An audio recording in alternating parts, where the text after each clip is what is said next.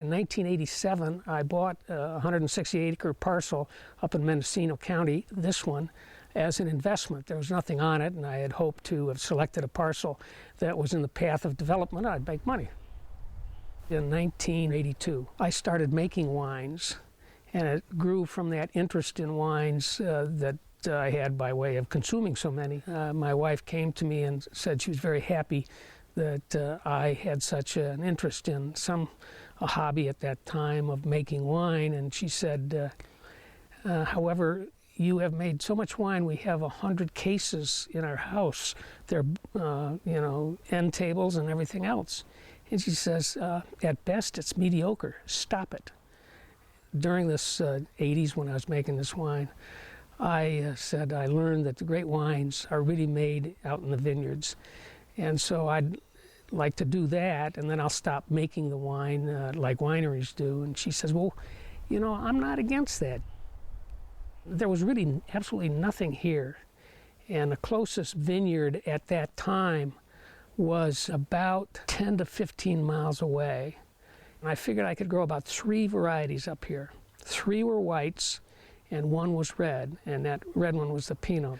I had gone over to Williams Selyem and introduced myself to Bert Williams and Ed Selyem. And I told them that my goal was to grow grapes that they would want to buy from me.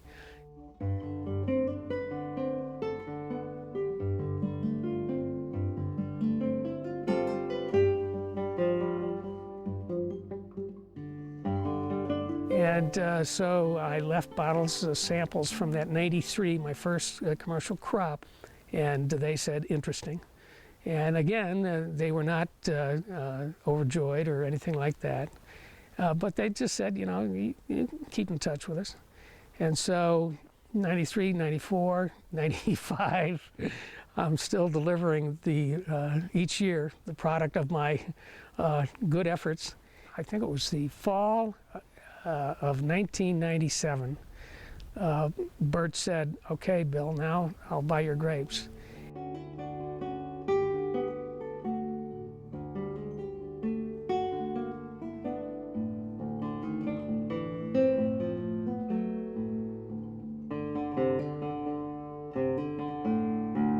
We're picking here at Bill Weir's Vineyard in Yorkville, picking for Williams Selyem.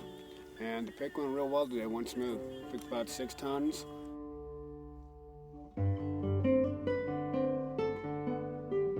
Last year, the vineyard were much more fruit. Last year, they were picking sometimes 25 buckets per hour, even to 50 buckets per hour. And very, very good vineyards.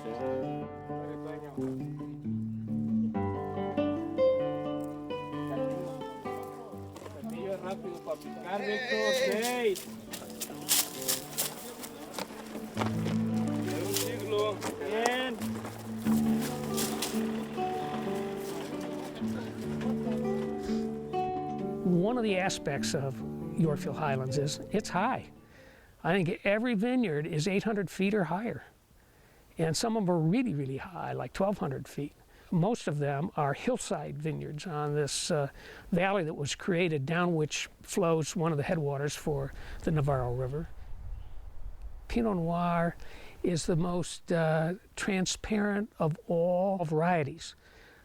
It is mostly applauded when it really states the place where it was grown.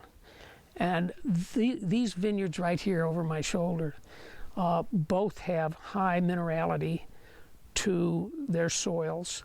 Their soils are pretty gravelly, sandstone, old brittle sandstone has been broken up, and clay. And the stuff that you taste there are, to my taste, are really a deep red fruit.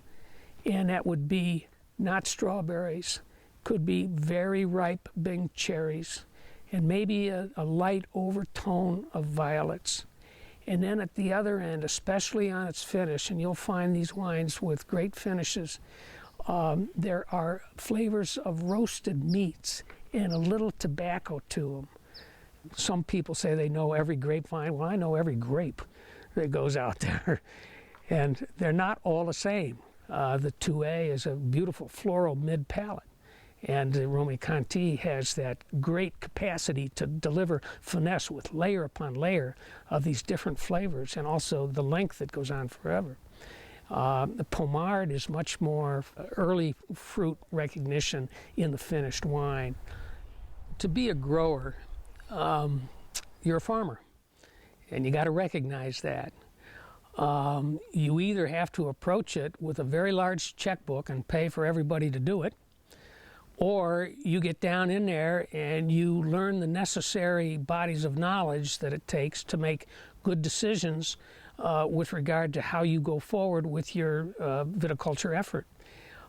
If you don't do that, there are so many moving parts to successfully grow a good crop of wine grapes, you'll get buried. You can't be a person who gives up because you've run into a brick wall. The reason I'm doing it, I love growing this and growing it to a point that it's very highly treasured by people. To me, that is the success, and that's the reward that I get. It's more a psychic reward than anything.